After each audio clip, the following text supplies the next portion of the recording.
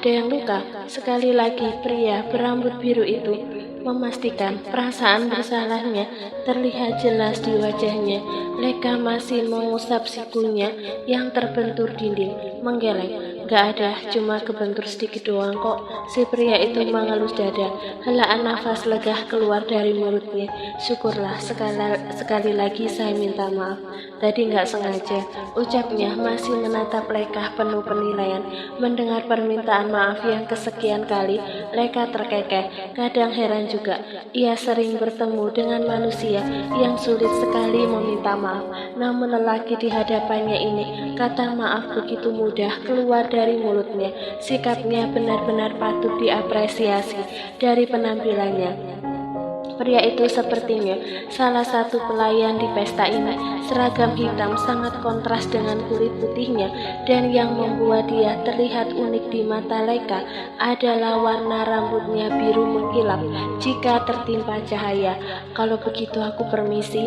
Leka berbalik berjalan di lorong menuju ballroom.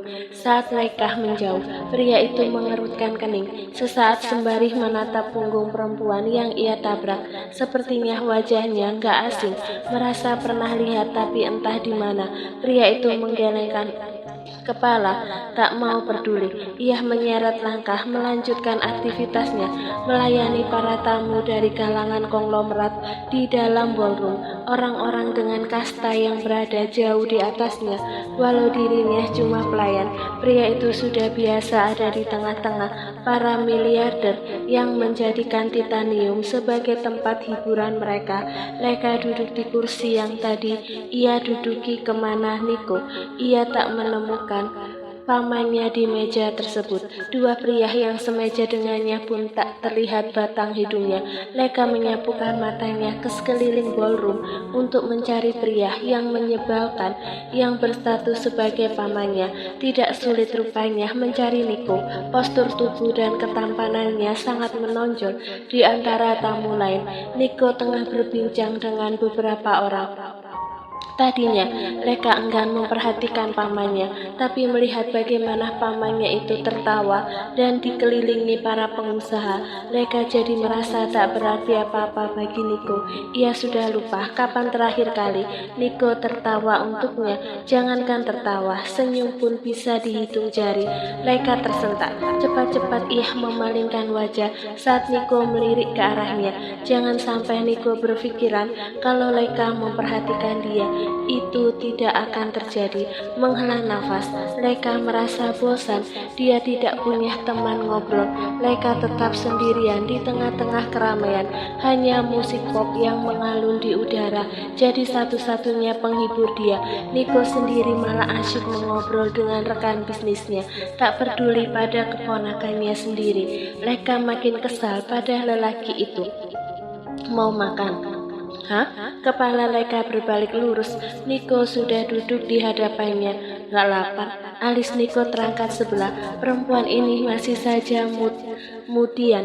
Saat di rumah dia ceria mengobrol dengan Feli, lalu jadi menjengkelkan saat mengobrol dengannya. Saat sedang sendiri, matanya menerawang jauh dan berubah sendu. Kemudian sekarang, raut muka perempuan itu berubah kusut. Jadi sebenarnya apa yang sedang dia rasakan? Niko bertanya-tanya, tapi enggan untuk menyuarakan. Kalau begitu makan dessert. Tanpa menunggu jawaban Leka, Niko segera berdiri dan menghampiri meja panjang yang dipenuhi aneka dessert menggiurkan. Tapi Niko bukan orang yang doyan makan atau ngemil. Dia hanya mengambil beberapa cookies ke dalam piring kecil. Sesaat Niko mengecek Leka, perempuan itu tak beranjak dari tempat duduknya hingga Niko mengambil satu piring lagi. Leka, maunya makanan apa? Mata hasil Niko memindai makanan dari ujung ke ujung meja. Tanpa sadar satu sudut bibirnya terangkat ketika menemukan makanan kesukaan Leka. Ia mengambil beberapa makaron. For good sake, di perusahaannya, Niko selalu dilayani seperti seorang raja. Tapi lihat, malam ini dia malah melayani keponakan seriously. Hanya Leka yang membuat Niko jadi pelayan seperti ini. Makaron, Leka memandangi piring yang disodorkan Niko. Ia tak menduga pria itu akan dengan sukarela membawakan makanan untuknya, padahal ia tak sekalipun meminta. "Ye, makaron," sahut Niko sambil menanti ekspresi Leka. Dia sudah rela memperkerjakan dua tangannya untuk membawa dessert, maka sia-sia saja tenaganya kalau Leka menolak. Akan tetapi, detik itu juga Niko menaikkan lagi sudut bibirnya tipis saat melihat mata Leka berbinar-binar pada makanan tersebut. Leka menggigit setengahnya dan mengunyah dalam keadaan mulut penuh. Perempuan itu tak peduli pada Niko yang memperhatikannya. Niko memalingkan wajah, melihat kemanapun lebih baik. Setidaknya dia tidak akan melihat wajah Leka yang menggemaskan. Menyadari minuman di atas meja telah habis, Niko melambaikan tangan pada pelayan yang lewat. Seorang pria berpakaian hitam yang menjadi seragam para pelayan mendekat ke arahnya. "White," seru Niko terkejut. "Oh, Mas Niko." White membelalakkan mata melihat orang yang memanggilnya. Ternyata Niko. Ia tak begitu terkejut. Niko yang termasuk ke dalam daftar miliarder kaya pasti akan sering menghadiri acara-acara seperti ini. "Kenapa di sini? Gimana Titanium? Ada pegawai baru yang menggantikan aku malam ini. Di sini ngebantu omku, kekurangan personel katanya," sahut White terkekeh. Niko mengangguk paham. "Aku rasa Titanium akan sepi tanpa kamu," ledeknya. Padahal klub langganannya tersebut tak pernah mati atau sepi. "Ya, aku rasa begitu." White pura-pura merengut. Ia lalu menyadari ada seseorang wanita di hadapan Niko yang sibuk mengunyah makanan. Merasa diamati, Leka mendongak dan terkejut saat tahu pelayan itu adalah orang yang menabraknya tadi. "Kamu? Akhirnya ketemu lagi." Leka tersenyum kecil. White pun tak kalah terkejut. "Halo Mbak," sahutnya ramah. "Jadi cewek ini gebetannya Mas Niko." Duh, dia jadi merasa takut pada reaksi lelaki kaya itu. White makin merasa bersalah sudah menabrak Leka yang ia pikir adalah kekasih Niko. Niko yang melihat gelagat mereka seperti sudah akrab, tak tahan untuk tidak bertanya. "Kalian sudah kenal?" Cepat-cepat White menjawab. "Tadi aku ketemu Mbak ini di depan toilet. Aku nggak sengaja menabrak dia." "Oh," White menghela nafas lega. "Jadi mau minuman apa malam ini Mas?" Tanyanya kembali ke tujuan semula. Ia datang ke meja. Ia menunjukkan beberapa minuman di atas nampan. Niko kembali mengambil 2 gelas red wine. Kali ini Leka ia beri minuman itu lantaran masih ingat ekspresinya saat diberi moktel tadi. Niko pikir Leka berubah sendu gara-gara ia salah memilih. White sempat menatap Leka sesaat sebelum kembali berkeliling menawarkan minuman pada tamu yang lain. Keduanya makan dalam diam. Tak ada yang bersuara selain alunan musik dan suara riuh dari ratusan orang di sekitar mereka. Sesekali Niko tersenyum dan mengangguk pada orang yang menyapanya. "Kenapa diminum sedikit?" Leka mengerutkan dahi. Kenapa malam ini Niko banyak tanya? Sikap pamannya itu sedikit aneh. Selain menyebalkan, dia juga berubah jadi petugas kepolisian yang senang mengintegrasi. Meski begitu, Leka tetap menjawab, "Aku nggak mau indera penciuman Feli tercemar saat kita pulang nanti." Oh, tahu minuman di gelas Leka tak akan habis. Niko segera mengambilnya. Ia menempatkan bibirnya di bekas bibir Leka, lalu meneguknya sampai tak bersisa. Pemandangan itu tak luput dari mata Leka. Ia membelalak, tapi detik selanjutnya ia memalingkan muka, mengambil ponsel dari sling bag dan memfokuskan diri pada benda tipis tersebut. "Aku ke toilet dulu." Niko beranjak dari kursi sebelum mendapatkan jawaban dari keponakannya. Setelah dari toilet, 5 menit kemudian, Nico kembali berjalan di lorong. Dalam langkahnya menuju ballroom, White tiba-tiba mensejajarkan langkah mereka sambil memegang nampan kosong. Wow, aku penasaran, entah cewek itu atau Mas Nico yang beruntung, ucapnya tanpa basa-basi. Cewek itu, Nico melirik White. Siapa? Aku nggak ketemu cewek manapun malam ini, ucapnya sambil terus melangkah. White berdecak lidah lalu memicingkan mata. Lalu yang bersama Mas Nico itu siapa? Masa dia bukan cewek? Seloroh White terkekeh. Dia memang wanita, tapi Nico selalu berusaha menganggapnya sebagai keponakan. Tentu aja dia cewek tulen.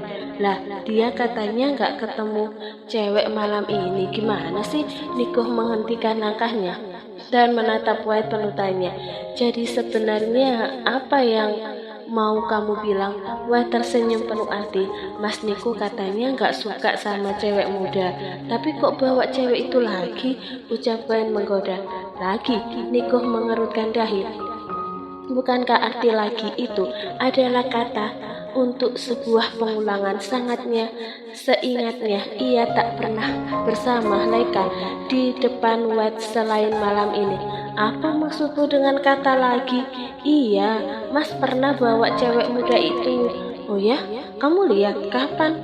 Kemarin. Nico pikir White melihat ia dan Leka saat pulang dari kafenya Keanu kemarin. Ia kembali melanjutkan langkah diikuti oleh White yang masih penasaran padanya. Bukan kemarin, White menggeleng. Mereka sudah masuk ke ballroom hingga White terpaksa meninggikan suaranya. Kalau nggak salah beberapa tahun yang lalu. Ingat yang pernah aku bilang tentang cewek muda yang Mas bawa ke Titanium? Nico mengingat-ingat sesaat, lantas mengangguk. Tentu, kenapa? Maksud kamu cewek muda itu adalah cewek yang bawa aku sekarang? Tanya Nico, bercanda lantas tertawa. Konyol sekali pikiran White kalau memang kayak gitu. That's right, aku ingat wajah cewek yang saat itu dibawa Mas Nico keluar dari klub dan masuk hotel. Nggak nyangka aja, ternyata sampai sekarang Mas Nico masih berhubungan dengan dia. Padahal yang aku tahu, kamu jarang bawa cewek kedua kalinya. Lah ini sudah bertahun-tahun tapi masih bersama. White terkekeh-kekeh setelah menuturkan kalimatnya panjang. Tanpa White sadari, tawa Nico seketika lenyap. Air mukanya berubah muram. Bilang sekali lagi dengan jelas White. Titah Nico dengan suara yang mendadak dingin. White menoleh. Ia terkejut saat bertemu dengan tatapan tajam Nico. Walau takut ia pun menyimpulkan. Aku masih ingat Mas Nico, cewek yang bersama kamu malam itu adalah cewek yang dibawa sekarang olehmu. White tersenyum. Dia semakin terlihat cantik. Penuturan dari mulut White membuat dunia Nico serasa jungkir balik. Waktu seakan terhenti sesaat. Juga ratusan orang di sekelilingnya seketika lenyap. Tidak mungkin. Suara pintu gerbang yang didorong membuat Leka terbangun dari tidurnya. Walau terasa lengket, ia paksakan matanya untuk terbuka. Tampak Pak Arman, satpam di rumahnya, sedang mendorong pintu gerbang hingga terbuka lebar. Hah, kita sudah sampai. Suara Leka serak khas orang bangun tidur. Leka menggeliat dan menegakkan punggung. Ia tersadar jika kursi yang didudukinya itu berada di posisi didorong ke belakang. Padahal sebelum ketiduran, Leka tak merasa mendorong kursi hingga setengah terlentang. Apa mungkin Nico yang melakukannya? Leka membatin. Cepat-cepat Leka menurunkan kaca mobil, lalu berbicara pada Pak Arman. Feli sama Bi Asli udah pulang, Pak. Lelaki berkumis tebal yang bernama Arman itu menggeleng. Belum ada, Non. Oh ya udah, Leka kembali menutup kaca. Siang tadi kakek Arif meminta Feli untuk datang ke rumah beliau. Leka tak mungkin menemani karena selain kerja, ia juga harus menghadiri acara malam ini. Sebelum membuka pintu, saat mobil tiba di halaman rumah, Leka sempat melirik Nico sesaat. Ia sedikit terkejut walau kurang penerangan. Leka bisa melihat penampilan Nico tampak kusut. Rambut yang sejak tadi tersisir rapi dengan polesan pomade kini hancur berantakan seperti diacak-acak kasar. Pandangannya pun menerawang. Apa yang sedang Niko pikirkan? Perasaan tadi baik-baik saja. Leika penasaran, tapi ia enggan bersuara. Ia lelah dan ingin cepat-cepat membersihkan tubuh. Buru-buru Leika keluar dari mobil tanpa menghiraukan Niko yang masih bergeming di belakang kemudi. Niko memperhatikan Leika yang kini berjalan ke arah pintu dengan perasaan gamang. Tubuh ramping itu hilang saat pintu terbuka dan tertutup lagi setengahnya. Niko pikir karena dirinya masih di luar, makanya Leika tak menutup pintunya rapat-rapat. Niko keluar dari mobil, memberikan kunci pada Pak Arman dan bergegas masuk ke rumah. Sebelum masuk ke kamar, Niko sempat memandangi pintu kamar Leika yang tertutup beberapa saat. White, omong kosong apa yang kamu ucapkan? Mengusap wajah kasar, tangan kekar berbalut kemeja putih itu mendorong pintu kamarnya. Dilemparnya tuxedo hitam ke sembarang tempat. Ia membuka satu persatu kancing kemeja dari deretan teratas hingga bawah. Dalam sekejap terpampang nyata tubuh Niko yang membuat wanita yang ia bersamai rela mendatanginya berkali-kali. Permainan tak pernah gagal, namun sayang sekali Niko jarang mengiyakan ajakan mereka untuk kedua kalinya, kecuali kalau dia yang menginginkan masuk ke kamar mandi. Niko terpaku sesaat di depan cermin. Benarkah tubuhnya ini pernah menguasai keponakannya sendiri seperti yang White bilang? Sontak Niko tertawa sendiri sambil geleng-geleng kepala. Tidak mungkin, hal itu tidak akan mungkin pernah terjadi. Niko tidak akan bersama keponakannya, sekalipun itu dalam keadaan mabuk. Ia tak mungkin menodai perempuan yang ia jaga selama bertahun-tahun. Terkutuk jika hal itu sampai terjadi. Oke, Leika memang memiliki anak. Dan siapa ayah dari anak itu? Belum ada yang tahu sampai sekarang. Tapi bukan berarti Niko membenarkan perkataan White. Bisa saja White salah lihat. Lagi pula, ini sudah bertahun-tahun, jadi tak mungkin White masih mengingatnya dengan jelas. Memutar keran, Niko memejamkan mata, merasakan air dingin menerpa seluruh tubuhnya, berharap pikiran kacaunya meluruh bersama dengan air mengalir dan jatuh di atas lantai. Tidak, sekali lagi Niko meyakinkan diri dia tidak akan mungkin menodai wanita kecil yang saat itu berusia 20 tahun yang selalu ia lindungi. Tidak akan pernah. Usai memakai kaos putih berlengan pendek dan celana selutut, Niko merebahkan diri di atas kasur. Matanya menatap nyalang langit-langit kamar. Ia berusaha mengenyahkan ucapan White, tapi rasanya sulit. Malah bayangan wajah Feli kini berkelebat memenuhi kepalanya. Feli, siapa sebenarnya kamu? Haruskah Niko mencari tahu sendiri apakah ucapan White itu benar-benar nyata atau tidak? Tapi ia sama sekali tak ingat pernah melakukannya dengan Leika. Niko menjadi bimbang. Lelaki itu menyuka rambutnya gusar. She's not his daughter. Yes, she is not. Saat mata Niko menerawang, seluruh ruangan berubah gelap.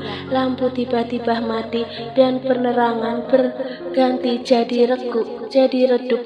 Karena mengandalkan lampu emergensi, Niko lantas menghela nafas saat menyadari bahwa saat ini tengah mati lampu. Leika, Niko tersentak. Buru-buru dia bangkit ketika ingat perempuan itu.